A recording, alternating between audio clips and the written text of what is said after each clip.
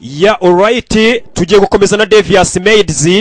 Season cyari ya mbere, episode ni 2, aho twari turi mwahabonye tumaze kumenya kuri ya mugore Marisol atagenzwa na kamwe yaje kuneka muri barabakire kubera umwana we wafunzwe. Reka Sauti Sol mari gukubwira ati Isabella cyangwa se Isabella, barangiza twita dutangira episode ni 2. Narakubwiye buri kumvisha rero ko wasobanuye filime. Jya umenya kugiye gusomeza mbere yuko dutangira episode ya 2. Banza wumve Generous 44 n'umuraperi bise Generous 44. Gutangira filime nta kinyi indirimbo y'uyu muraperi n'impano nabonye afite. Yaba ari amahano. Impano nk'imba navumbuye ngomba kuyibashikiriza mukayibona. Yiswe Generous 44 cyangwa 44. Yeah, we do the best. We do the best. Hey. Uramwumva? Oh, come on. Fite swaga. Aha. HM. Ndamubatuye. Oh, Muhima. Okay. Right. H to the E Generous 44. Uramubona ari kumwiryo. City the freshest my home. Kandi menya ko nagahinda k'inkoko kamenywa n'inkike nigayatoreye. After rap. Rap yino ni number 1. Pidobi munzira ndimo. Tiraba haters ninjije mu gakino. Bibagirwa vuba usibye ko naho binkora. Sore yaneye ubwo bafite imana. Jeri barita pagura baribona. Sibye yuko ntacyo byabamarira. I'm the king. Wabyemeruta byemera muhima mama nike ukuyobora baranga shabuye bona mutaskura pa. Uramubona rabo Mariya bona abandi batazi kurapa. Fatanda barusha arabarusha nibigarashanika kuri trigger simusha gabo sangi ni manzi na haband na band sire sangi ni isike chini eya yize ibyango byera aka the Mayweather nyiri byangwe byera yende ndahaje tuyibabe menda afnaya nike batera agenda hadurana na bani bwamunezuka nge nagize ubwoba arangiza tureba Devious Maids nubikumana bisabu turikana nigga for yourself I'm the self urya hari cyutaskurira aho musaze ibi ni ibintu duharamo ni nako ni ibintu ahoramo ni nako kazi ibabyo cy'inazi tarajya hito cyose narenze yaharenze.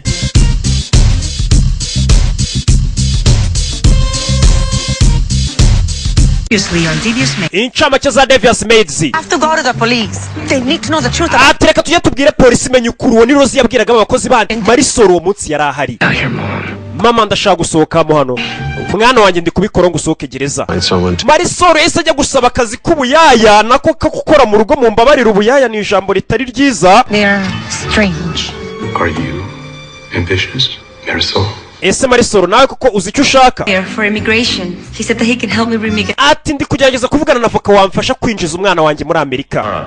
I like waiting on you. Rich boys, they never fall in love with the help. Mwana wanjye kimenye ko abana bakire batajya bakundana n'abakozi bo mu rugo bakora iwabo. Her name is Carmen. Uyu mukozi mushya twazanye twa Carmen. Carmen twamubonye ni umuhanzi agerageza guha boss we CD. Ngariwe ko boss we yamuzamura ariko supervisor we witwa Odessa yamubujije.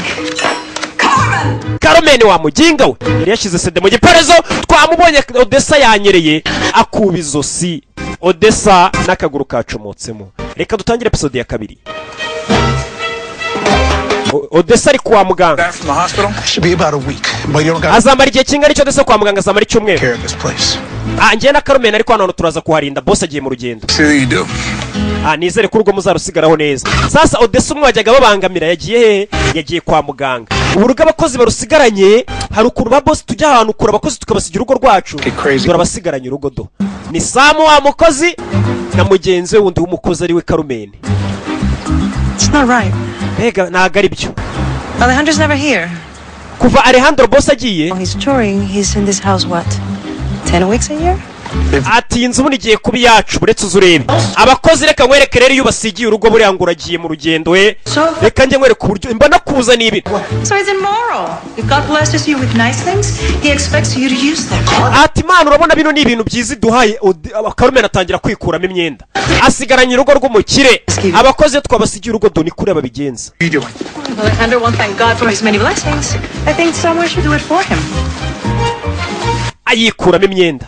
What about the waxing? Yeah, we'll get to it. Yanaga imyenda ubone wasigaye ari mabusha dore ubwibone. Thank Carmen. Imana ishimwe rwose we arahindukira yambaye ubusa. Nabakozi babiri mu rugo.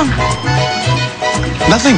ubonye iki nacyo I just didn't know you were this. ntago nari nzi ko umeze gutyo ntago wari uzi ko nkijijwe ntago wari uzi ko ndi umurokore umva nawe kinaga mu mazi pisine ya bosi gatangiye kuyijagajaga abakozi iyo tubasigira urugodo nuko ba bosi iyo bagiye batangira kurwigarurira sha basigareho ba bosi Devious Maids episode ni 2 season ni 1 komeze Mariana Caraveno nakubwiza ni za filime tugaruke hano hari uhicaye ni Marisol nta kindi basoma mu kinyamakuru ni wa mwana we bafunze bamushinja ngo yishe umuntu ati wa mwana ukekwa bafunze akomeje kuvuga karengana ni wa mwana we witwa Eduri muri gereza wanatumye aza kwigira umukozi hari byo atangiye kwibuka polisi iraguhamagaye icyo gihe bamusanze mu kazi yari mwarubwira ngo baraguhamagaye utobere gukubwira bino umukobwa bayatewe icyuma kandi umwana wawe Eduri we basanganye icyuma ati polisi rwose ifite ibimenyetso bigaragaza ko umwana washobora ko ari we wishe umuntu ariko mama ntago abyemera Marisol we Hey guys. ba bakozi bandi baje kumureba Have you seen this? ibi mwabibonye we About your friend, the one who was murdered. dore ati muri bukacu cyanyu bita Flora yishwe He was arrested. ati dore wa musore bafunze Suspect in made murder maintains his innocence. atukekwa ko yishe umuntu akomeje kuvuga karengana Who knows? ni wa musore Edi Into it. They caught him with a knife. ariko uwo musore bamufatanye icyuma He came to, the knife was in his hand. This kid is being framed. ati kuba afite icyuma se bisobanuye ko ari wamwishe atangiye kugerageza gukuramo abandi bakoze amakuru kuko zari ngo uriya mukobwa yapfiriye mu rugo bano bakozi bandi bakoragamo bari baturanye Grapes.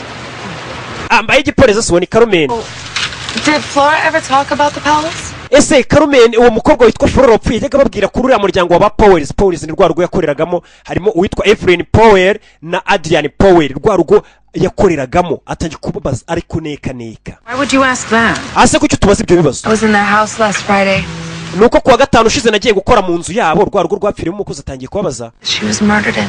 nsukura n'ahantu wa mukobwa yiciwe Flora What was it like? byari bimeze bite There was blood everywhere. hari huzuye amaraso ahantu hose byari biteye ubwoba Flora did talk about the palace and she had nothing good to say about them. ati Flora byo yajyaga tubwira kuri bari aba boss yakoreraga ba Powers ni Adrian Powell na Evelyn Powell niyo mpamvu ari gukoresha ijambo Powers bakongeraho S ubwo nyine babagize ba Powers bombo ko ari babiri atariko nta kintu kiza yajyaga avuga kuri ba nyirabuja na sebuja yavuga nta kiza yabavuga gombega bari abantu batari beza. We're not talking about those people. It's a nice day. Let's just Carmen akabwira ati mureke turekere kuvuga bari abantu ni umunsi mwiza mwiwangiza muzana ibyo twirire we no munyamuteto Luncheon today, so I better get to the store. reka njya kureba boss wanjye Tyra. Stay away from the palace. Sasa uyu yaramubwiye ijambo rimwe wa mukecuru witwa Zoira yaramubwiye atumva nkubwire wa mukobwa we guma kure yuriya muryango wa ba Powell ruriya rugo rugume kure kubera iki Boy was framed. I'm willing to bet they had something to do with it. Good to know. ni byiza ibyo ubwo mbimenye gusa w'icyamuzanye ni ukuri ko yabahoza umwana we. page 43. Yari gusoma page ya 43 iki If was white, she would have been on page 1. ati kuki atarari gusoma sasa ndagira gukurikira batangiye kubyibazaho page ya mbere yagaragaza bavugaga ko Flora yishwe page ya 43 ikagaragaza umusore wamwishe avuga ngo ndarengana sasa bari bajatura mukobwa akakomeje kutubaza ibyerekeranye na Flora kandi aho kugira ngo asome page ya mbere wo Flora akajya gusoma 43 iri honde iri huriya muhungu ikibazo tugaruke hano Going to the movies tonight? umunsi murajya kureba filime se Musical. I'm trying to get Glenn here to go with us. Dude. yandaza kujyana inshuti yanjye hano mama tujye kureba filime baraza kujya gukora filime yasobanuwe na Rock ntawe kindi filime ngo bagipfa kureba Killing all these people? If you killed them in color, I'd consider it. Why are boys always so obsessed with violence? ase mwabana kuki mukunda ibi filime biteye ubwoba It's about romance and heartbreak. mujya mugomba kureba udufilime turi mu rukundo Other young men. arega turacyari bato niyo mpamvu dukunda filime ziteye ubwoba Always thought you were gay. ati najyaga nkeka kuri umutinganyi rimwe na rimwe uyu mugore agira utugamba atangiye gutuka inshuti y'umwana we Remy mama Do you remember what we talked about? uribuka ibyo nakubwiye Oh, right. When your friends are here, I'm invisible. warambwiye ngo inshuti zari zizajya ziza kugusura njye mbura sinkabe hafi aho mama ati tutugambo tubi kumbuka abana b'abakire bari kuganira kagakozi ka Valentina gakunda uyu mwana wo mu kirere. Sorry, dude. I just don't like old movies. Mani njye zira filime ntago zikunda I like old movies. njye nkunda filime za Rocky. I just saw Rear Window last week. ndetse icyumweru gishize nagiye kureba filime I love Rebecca and ati nkundira umukinnyi wa filime witwa Rebecca North by Northwest. na ya filime ababwira filime akunda mama warinjira kandi mama yamubuje kuganira n'abana b'abakire uyu ni Zoira yumva agakobwa ke kakubise agatwenge kari kuganira n'abana b'abakire kandi umukozi kireze ntabwo ugomba kwicara n'abana b'abakire kuri ugomba kubaseriva ugacaho I know. Remi nawe ntacyo bimubwiye agakozi k'iwabo ni keza atangira no gukora ku mukire ku mwana w'umukire Valentine Groceries? vayo hano ukora akazi Excuse me. amumbabarire akunda Remi mama yaramubujije Eva Longoria ni umukinnyi w'amafilime ukomeye cyane muramuzi Eva Longoria muramubonye hasi niwe washoyemo amafaranga kugira ngo ino filime ikino niwe executive producer yamennye minote nawe no muhatari Going on in there? watekerezaga iki ari We were just talking. uravuga ibiki Must have been important for you to sit down at the table. nta soni wamuginga kwicara kuri ameza When we were just laughing about mama twasekaga tuganira Friend, you're here to work. ntabwo waje hano kuganira waje gukora Is your employer, not your friend. uriya ni boss wawe ntabwo ari inshuti yawe Kick you out of this house. Do you understand? hano muri uru rugo twe turakora urabyumva yego mama nagashimishwe no kubona umwana wakomeje kwikurura ku mwana w'umukire mama yaravuze ati abana bakire ntabwo bakunda abakozi Rosie we stop, you're just embarrassing. tugaruke hano kwa Something wrong? Maybe? sasa tugaruke kwa Rosie abakozi bo mu rugo baragoye sasa boss yaraje n'umugore amwereka mu cikopa bwabo kabutura mwambaramwe imbere What? I found him Kintu giki? undead and it's not my brand. sasa umugabo ari kubwira umukozi ati kano gakariso ngasanze munsi y'igitanda cyanjye kandi kano gakariso ntago ari akanjye ninde wagataye mu nzu yanjye For you a year ago. mugabo mwiza kano gakariso nakakuguriye umwaka ushize nubwo utakibuka This is some Italian name I can't even pronounce. Okay, you are so paranoid, I can't even deal with you right now. uri gusakuzana n'ikintu nagusobanurira weho In time. Stop coaching her. Stop yelling. ati ako gakariso ndetse wazuye umukozi wacu arakazi yajyaga kagufurira sasa umugabo ari kuvuga ati iyi kariso iri mu nzu nsanze munsi y'igitanda ni iyande ko ngewe iyi kariso itari mu makariso yanjye umugore akavuga ati ni ikariso nakuguriye umugabo akavuga ati iyi kariso ntabwo ngize menya iyi kariso yasizwe n'umupfubuzi nakumuzibuzi baje kubaza umukozi Sorry, Rosie. Rose tubabarire turi kugukanga Because I'm worried another man has left his underwear in my bed. impamvu ndi gusakuza nuko nyeye ko ari umugabo waje agasiga ikariso ye mu gitanda The cyanjye truth. ndagira ngo mbwize ukuri Last time, do you recognize these? iyi kariso wigeze uyibona mu makariso wajyaga umfurira yanjye koko Rosie reka twumve agira ubwoba ka Rosie disi dore umugore ukuntu akareba I think so. niko nkeka Think. urakeka areba nyirabuja dore nyirabuja ukuntu amureba urujisho Yes, I've seen them. ya iyo kariso wako narayibonye mu makariso yawe najyaga nkumesera databuja Oh.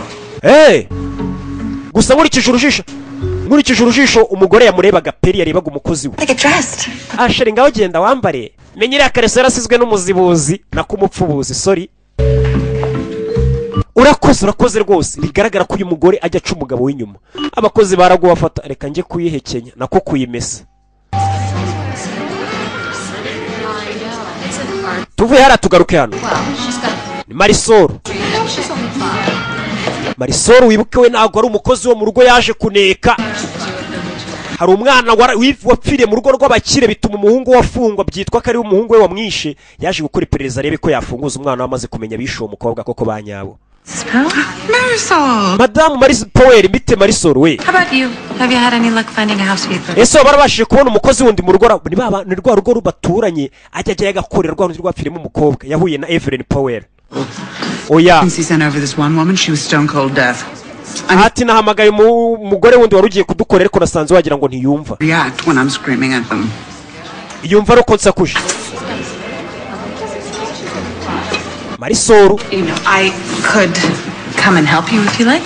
ariko ubyemeye najya nza n'iwanyu nkabafasha afite urugo akorera rw'abaturanyi ariko arashaka kujya akora mu ngo ebyiri ati munyemereye najya nza n'urugo rwanyu nkabakorera But aren't you here full time? I could come on my day off. You day off? ati najya nza ku munsi wanjye w'ikiruhuko nkabasukurira inzu akabakorera imirimo yose yo mu rugo mbega You're so eager to work for Adrian and me. ariko kuki ufite amashyushyu yo gukorera njyewe n'umugabo wanjye Adrian kuki wumva ushaka kudukorera cyane niko umugore yamubajije Like nice people. mbona muri abantu beza And I need the money. kandi nanone nkeneye amafaranga ahubwo aho ngaho nimba ukeneye amafaranga So? none What do you say? ubivuze iki se I say your hearing is good and I'm desperate.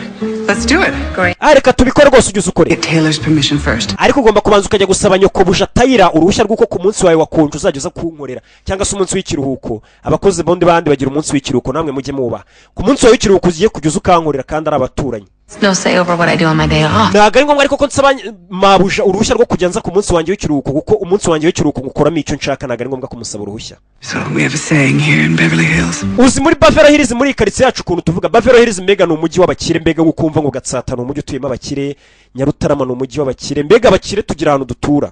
Steal another woman's husband is rude. ati hano muri Beverly Hills tujya tuvuga ati tugira imvugo ivuga ngo iyo wibye umugabo w'undi mugore ni imico mibi. Steal her maid is unforgivable. ariko noneho kwiba umukozi w'urundi rugo ni amahano ntabwo tujya tubibabarira. bivuze ngo muri Beverly Hills aho kwiba umukozi w'urundi rugo wakwiba umugabo w'urundi rugo.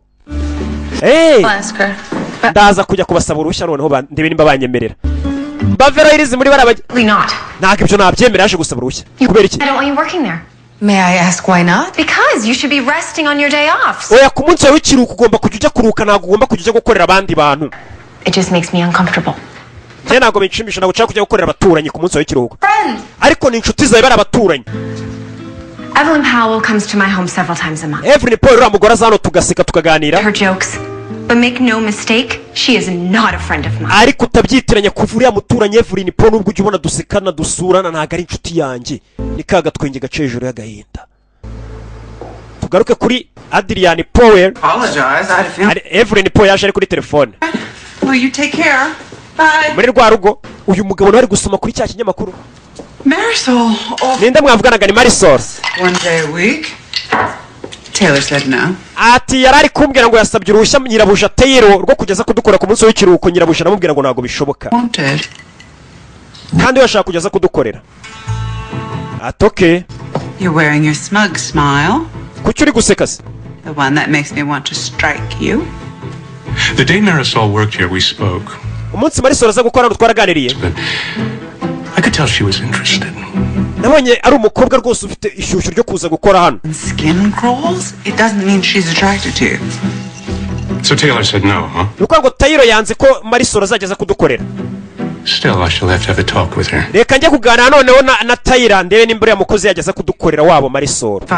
wibuke Marisol nawe nicyo kintu yifuza kugeza gukora muri uru rugo akabanza akamenya njye Marisol niwe nshaka kari uzajya udukorera umva cya kigabo ngo nawe undi mukozi nshaka ndashaka Marisol. tugaruke kuri ka Valentine. abana b'abakirebuke bari kujya kureba filime ngo yasobanuwe na Rocky nawe